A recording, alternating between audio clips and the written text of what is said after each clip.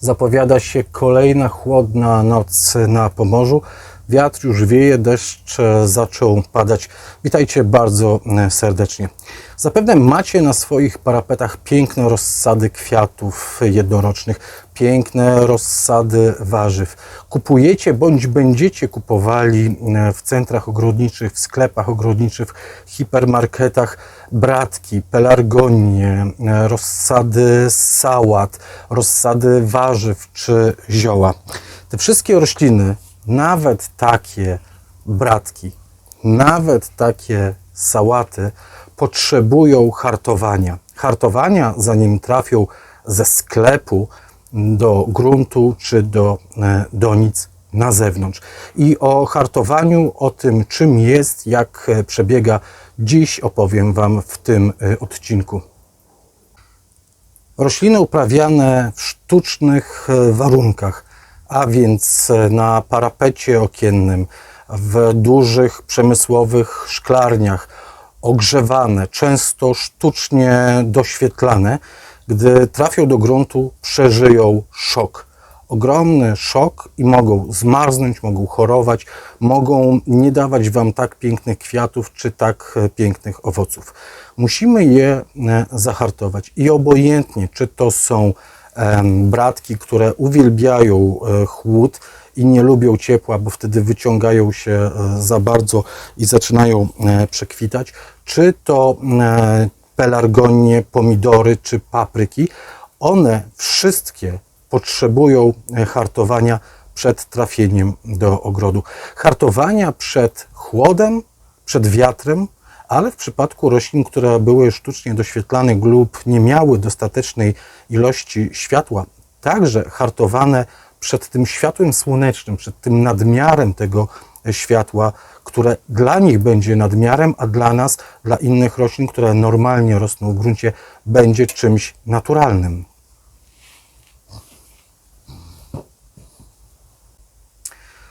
Powiedziałem, że im bardziej rośliny są uprawiane w sztucznych warunkach, tym większego, dokładniejszego hartowania potrzebują.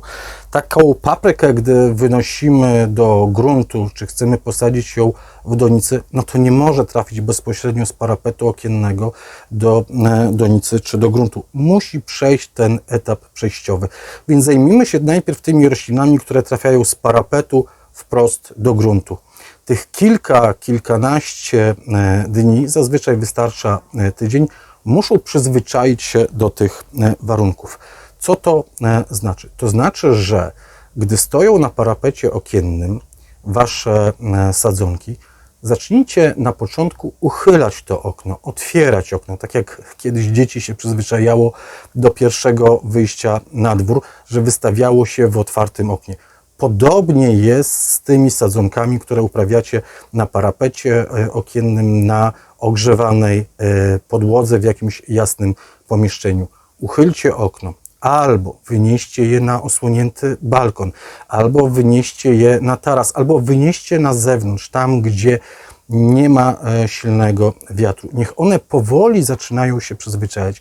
Na kilka godzin pierwszego dnia, drugiego także na kilka godzin, trzeciego już może być troszeczkę dłużej, może kilkanaście godzin, ale jeszcze na noc chowajcie je z powrotem do domu. Niech powoli się przyzwyczaja. Te rośliny, które miały mało światła, te, które były doświetlane sztucznym światłem, na początku, przez te pierwsze 2-3 dni, dodatkowo, jeśli wystawiacie na słońce, tak, to okrywajcie je dodatkowo agrowłókniną wiosenną, żeby nie przeżyły szoku, żeby nie przeżyły tej ilości światła, dla nich nadmiaru światła. Więc na początek trzeba je okrywać agrowłókniną.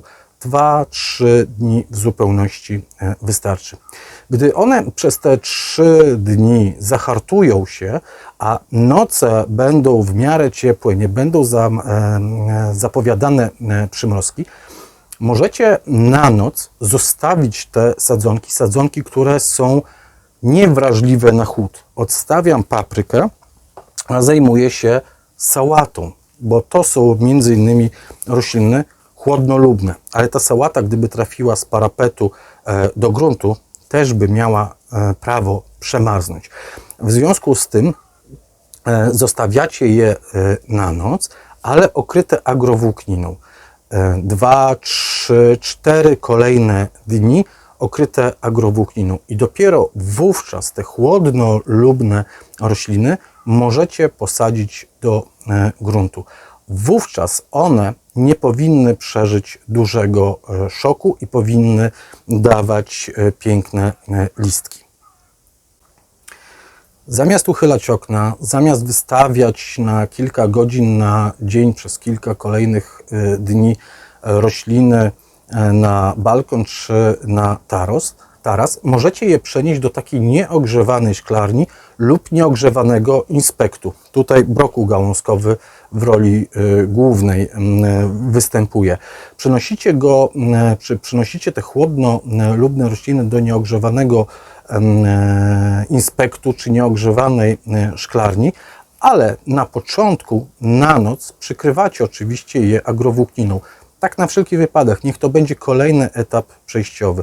Więc z parapetu okiennego ten etap przejściowy przed gruntem, niech to będzie szklarnia nieogrzewana lub niegrzewany inspekt. Bardzo niedoceniany w dzisiejszych czasach inspekt nieogrzewany, który może Wam zastąpić szklarnię. Jeśli nie macie szklarni, jeśli nie stać Was na szklarnię, zróbcie choćby nieogrzewany inspekt, który będzie chronił rośliny i który będzie także miejscem ich hartowania. Przynosicie, zostawiacie je gdzieś na półce, przykrywacie na noc pierwsze noce agrowłókniną i potem już nie trzeba nawet na noc okrywać agrowłókniną. I nawet jeśli przejdą przymrozki, nawet jeśli ta ziemia zostanie zmrożona, to one zahartowane po kilku dniach w szklarni dadzą już sobie radę. Łatwiej je będzie potem przesadzić do gruntu tak, żeby miały dobre warunki rozwoju, żeby nie przeżyły tego szoku termicznego. Dodatkowo w takiej nieogrzewanej szklarni czy w nieogrzewanym inspekcie jest dużo więcej światła niż na Waszym parapecie okiennym, niż w sklepie często, w którym kupujecie takie sadzonki, czy to warzyw, czy to ziół, czy to kwiatów ozdobnych. W związku z tym przyzwyczajają się także do światła. Jeżeli macie nieogrzewaną szklarnię i macie tylko rośliny, które lubią chłód, to po kilku dniach możecie zdecydować się na otwarcie drzwi od szklarni w ciągu dnia. Niech to powietrze tutaj wchodzi, niech ono chłodzi te sadzonki, niech powiewa, niech one znowu mają ten taki krok na zewnątrz, te otwarte drzwi szklarni na noc i jeszcze na początku zamykacie. Ale potem już może być także taka noc, czy kilka takich nocy, że będziecie zostawiać otwarte drzwi szklarni. No, pod warunkiem, że nie macie roślin ciepłolubnych, pod warunkiem, że nie macie włączonego ogrzewania nocnego w szklarni, tak jak ja mam tutaj włączone ogrzewanie, bo mam tutaj papryki, mam tutaj pomidory, bakłażany, bazylię i rośliny ozdobne i jednoroczne, które niespecjalnie lubią chłody, jak aksamitki czy cynnie. Więc jeśli tylko same rośliny, które lubią chłód, czy to w inspekcie, to otwierajcie drzwi, podnoście okno inspektu na dzień. Potem możecie decydować się powoli na otwieranie także na noc takich drzwi szklarni, czy podnoszenie, lekkie podnoszenie okna w inspekcie. Ile zajmuje hartowanie? Od 3 dni do tygodnia, w zależności w którym miesiącu to robicie. W maju zapewne wystarczą 3 dni takiego przyzwyczajania roślin do warunków zewnętrznych, szczególnie gdy minie groźba przymrozków, ale nawet wówczas kupione w sklepie czy wyjęte z parapetu pelargonie musicie zahartować przez te 3 dni, zanim one trafią do donic. Więc w zależności od w jakim to miesiącu będzie, od 3 dni do tygodnia, w marcu, kwietniu pewnie będzie to bliżej tygodnia, w maju pewnie to będzie bliżej tych 3 dni. Ale możecie także uniknąć tego etapu hartowania albo skrócić ten okres hartowania bardzo mocno. Jeśli, tak jak Was zachęcamy, rośliny, które lubią chłód, które znoszą chłód, tutaj jest w roli głównej tym razem rukiew wodna, jeśli te rośliny zaraz po tym, gdy skiełkują w tych doniczkach P9, czy w multidoniczkach, czy w tackach wysiewowych, gdy tylko pojawią się listki, tych pierwszych kilka dni spędzają na parapecie okiennym czy na ogrzewanej podłodze i gdy tylko pojawią się listki, trafiają od razu do nieogrzewanej szklarni lub nieogrzewanego inspektu. I tutaj powoli w sposób taki bardziej naturalny zahartowują się do tych warunków zewnętrznych, bo w takiej szklarni temperatura w nocy spada, latem w ciągu dnia się podnosi. Oczywiście na początku, po przeniesieniu tych młodych siewek do szklarni, okrywacie je na noc agrowłókniną. Szczególnie to jest ważne w dniach, kiedy zapowiadane są nocne przymrozki. Ale one tutaj powoli będą rosły. Może nie będą takie wysokie. To i dobrze, bo nie będą wyciągnięte, będą krępe, będą takie soczyste, będą po prostu zdrowe i zahartowane. Jest to takie skrócenie drogi hartowania, bo one hartują się tutaj w dobrych, fajnych warunkach, osłoniętych od wiatru, wystawionych dobrze na światło, ale mimo wszystko z temperaturami w nocy spadającymi do zera, bądź czasami poniżej zera. Cały czas mówię o szklarni nieogrzewanej i o inspekcie nieogrzewanym.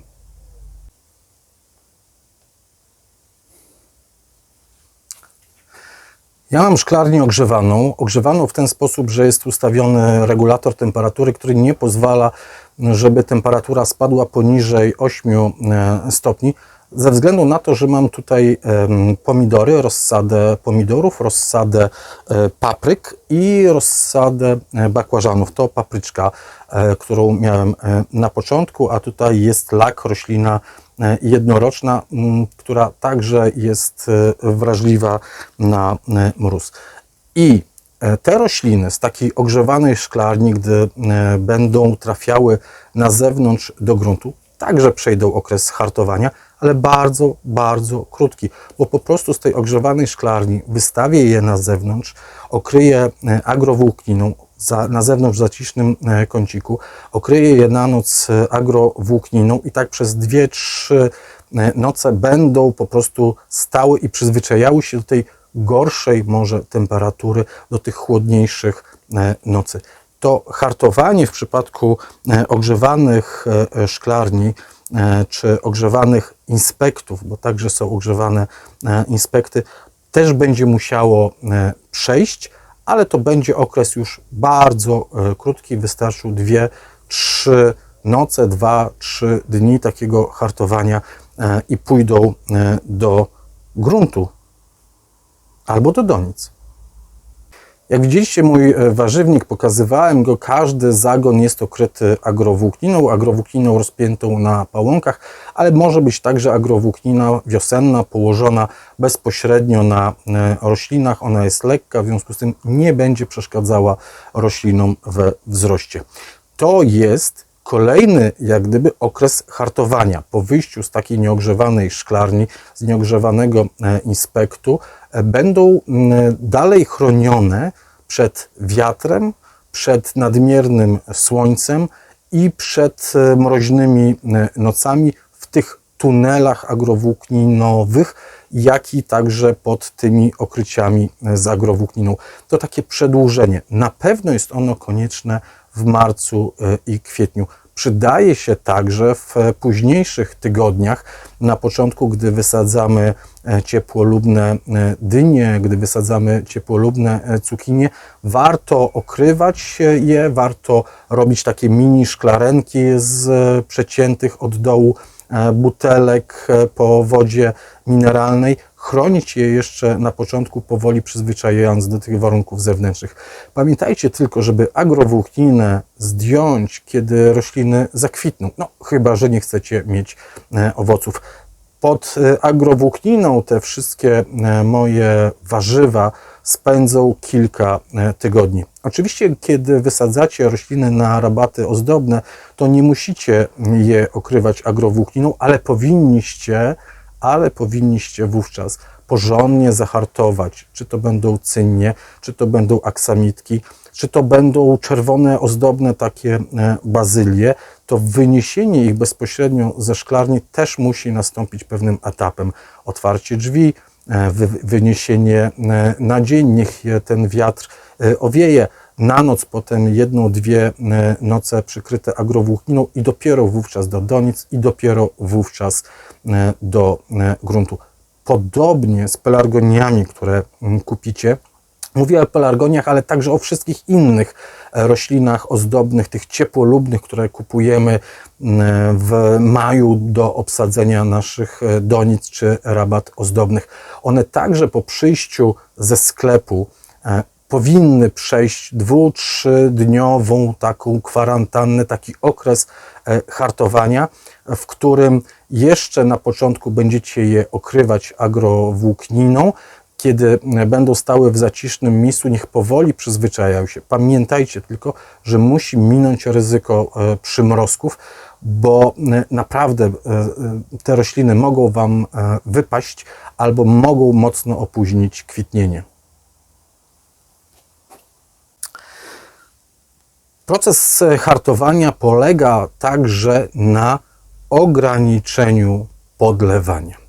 Mając rośliny na parapecie okiennym, dbamy o nie, chodzimy koło nich, podlewamy bardzo często w nadmiarze i wówczas pojawiają się choćby ziemiórki.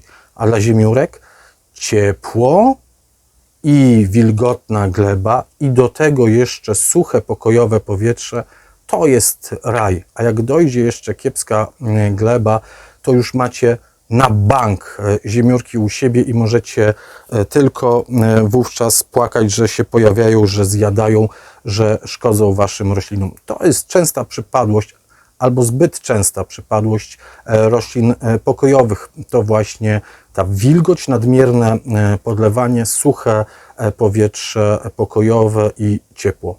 To kochają ziemiórki. Więc ograniczamy podlewanie. Co znaczy ograniczamy podlewanie? I tak powinniśmy w miarę oszczędnie podlewać rośliny rosnące na parapecie okiennym. Nie przelewać ich, nie za bardzo moczyć. To podłoże nie ma być jak gąbka po kąpieli, że możemy wycisnąć z niej wodę albo wycisnąć ileś tam kropli wody. Nie. Ono musi być lekko wilgotne. Ale wynosząc na zewnątrz, musimy pomyśleć, w jakich warunkach one będą rosły. No przecież w tych donicach czy w gruncie nie będą podlewane non-stop, nie będą cały czas miały wilgotno. Będą musiały poszukać sobie wilgoci w glebie.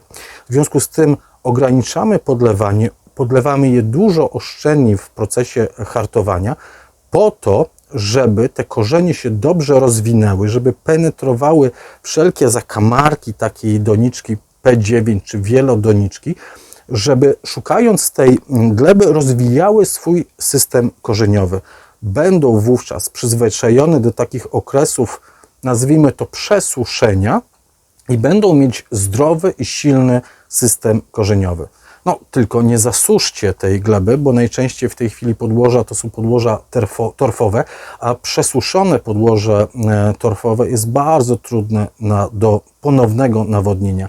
Jeśli trafi Wam się taka sytuacja, że przesuszycie, na przykład później uprawiając pelargonię, przesuszycie takie podłoże, to najlepsza rada jest po prostu wstawić donicę do jakiejś miski wypełnionej wodą i pozwolić przez kilka godzin, żeby to podłoże powoli nasiąkało ponownie wodą. Jak mówię, dużo podłoży jest torfowych, a torf ma taką właściwość, że jak przesuszy się, to potem trudno jest go nawodnić. Tyle w dzisiejszym odcinku. Zachęcam Was do subskrybowania kanału Naturalnie o Ogrodach. Bardzo serdecznie dziękuję i do zobaczenia.